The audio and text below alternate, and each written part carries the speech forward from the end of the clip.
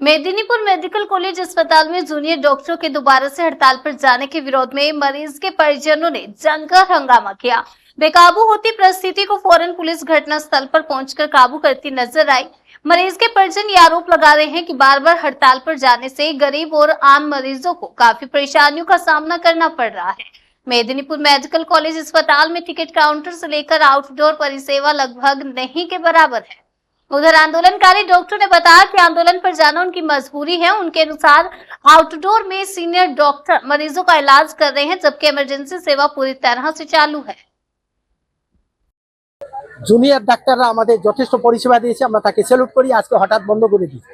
Senior ডাক্তাররা একদিনও পরিষেবা দেয়নি, আর তারা ছুটিয়ে প্রাইভেট প্র্যাকটিস করছে। তারা এখান থেকে রুগীকে বলছে আমার চেম্বারে আসো, ভর্তি করা, আমি ওখান থেকে লিখে দেবো, তুমি ভর্তি হয়ে যাবে, এই পজিশন। আচ্ছা, এই হসপিটালে বেডের পরিষেবা এত খারাপ, আপনি গিয়ে দেখুন, মেডিসিন থেকে নিয়ে সব বাইরে শুয়ে আছে, কুকুর তার পাশে শুয়ে আছে, এরকম খাবার দিচ্ছে। স্যার, আমরা জানতে চাই একটা রোগীর পিছনে ক টাকা অ্যালাউটমেন্ট? খাবার দিচ্ছে মাছ ভাজা, কিন্তু তাতে ঝোল নেই। তাকে ডিম দিচ্ছে, সিদ্ধ করে ডিম দিয়ে দিচ্ছে, গোটা ডিম। তাকে খাবার পরিষেবা জঘন্য। আর আজকে আমাদের পেশেন্টের কেমন আছে, বিভিন্ন ধরনের আছে, তাহলে আগে নোটিশ না করে কেন বন্ধ করলেন? আর বন্ধ করেছেন তার নির্দিষ্ট কোনো পেপার আমাদের দেখাতে হবে, না হলে আমরা এর বিরুদ্ধে চরম আন্দোলনের নামবার, দরকার হলে গেট সব বন্ধ করে দেবো। আপনি বাড়ি কোথায় আপনার? আমার বাড়ি খড়গপুরে। আপনার নাম? আমার নাম আনোয়ার হোসেন। আপনার মতো অনেকেই তো হয়েছে বোধহয়। হ্যাঁ, আজকে তো অনেকেই ভুগছে আপনার মতো। হাজার হাজার হাজার সবাই বুঝছে। হ্যাঁ, বলে রিপোর্ট না পেলে, ব্লাড রিপোর্ট না পেলে তো কেমন হবে না? আপনার সিবিসি রিপোর্টটা তো দরকার, কেমন দিয়ে দিচ্ছেন? বাচ্চা ছেলে স্যার মরে যাচ্ছে, আমরা পরিষেবা পাচ্ছি। আমি এসছি দেয়ান সন্দীপুর গড়বেতা। কি অবস্থা, কি সমস্যা? আমাদের পিঠে টিউমার হয়েছিল, সে টিউমারটা মানে থেকে তার পুঁজ বেরোচ্ছে, পিঠে একটা টিউমার হয়েছিল, সেখান থেকে তার পুঁজ বেরোচ্ছে। হসপিটালে দেখানোর জন্য এসছি। তো আজকে ডাক্তাররা এখানে কেউ নেই, বলছে ধর্মঘট, আউটডোরও বন্ধ। তাহলে আমরা এখন কোথায় যাব বলুন? আমরা কোথায় যাব? আমরা সাধারণ মানুষ, এই চিকিৎসার জন্য এসেছি, আমরা এখন কোথায় যাব? তাহলে এই মানুষগুলো কি আমরা মরে যাব? হ্যাঁ, অসুস্থ মানুষ নিয়ে এসে আজকে আমরা এখানে বসে আছি শুধু একটু চিকিৎসার আশায়।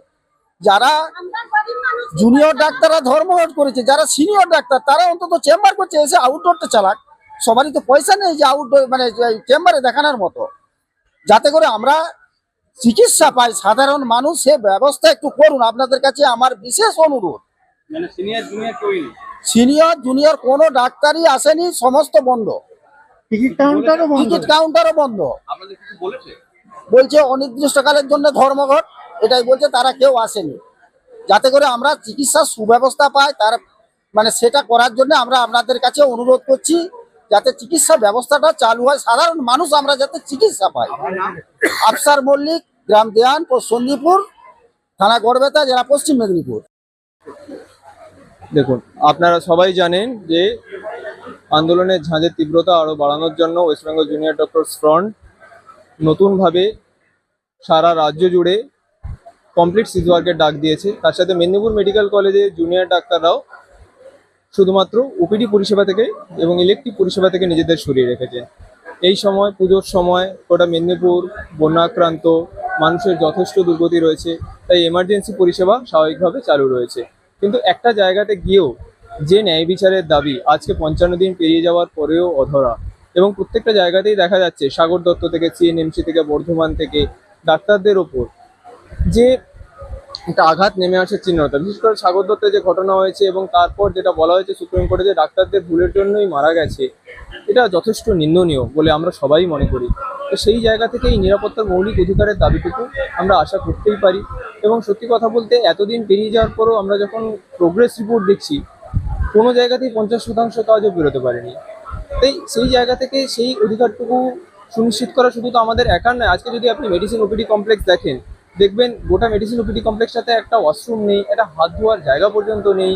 এবং এটা শুধু এখানে নেই, এটা মানে গোটা মেদিনীপুর মেডিকেল কলেজ থেকে শুরু করে সমস্ত মেডিকেল কলেজের চিত্রটা খুব স্পষ্ট।